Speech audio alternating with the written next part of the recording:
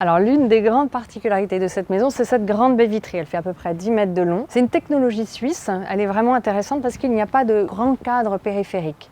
Il y a des petits meneaux verticaux qui font que 25 mm de large, qui est assez peu pour une baie vitrée, surtout de cette longueur. Ça permet d'amplifier ce qu'on a recherché à faire absolument, c'est-à-dire de gommer les limites entre l'intérieur et l'extérieur. Alors le vitrage, il a des performances techniques, il est aussi anti-effraction. C'est divisé en 4 parties. Il y a plusieurs systèmes de rails qui sont côte à côte et on peut faire coulisser chaque partie pour qu'elle se superpose et faire en sorte que la maison soit complètement ouverte et qu'on ne voit plus du tout la différence entre l'intérieur et l'extérieur. Typiquement, quand on fait une porte coulissante, il y a toujours une remontée de maçonnerie qui évite de faire rentrer l'eau dans la maison. Ici, ce n'est pas le cas. On a un grand caniveau très long et qui permet de faire écouler les eaux sous la terrasse, sous cette terrasse-là, et qui est récupérée ensuite par une goulotte. Voilà, c'est magique. On se situe ici, au premier étage, dans l'espace surélevé. On a conçu cette chambre parentale comme une maison en soi, une petite maison qu'on est venu poser directement sur la maison existante.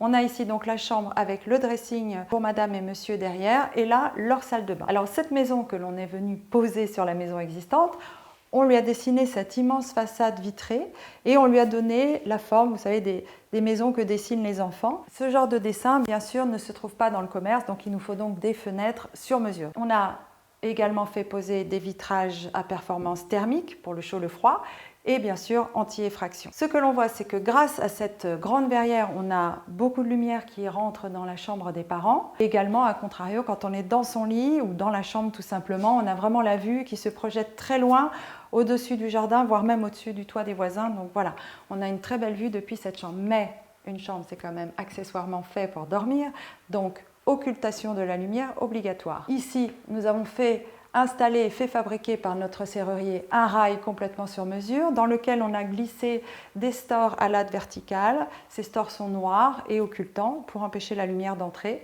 Mais bon, rentrer et sortir 7 mètres de stores tous les matins et tous les soirs, c'était un petit peu fastidieux, donc on les a fait motoriser.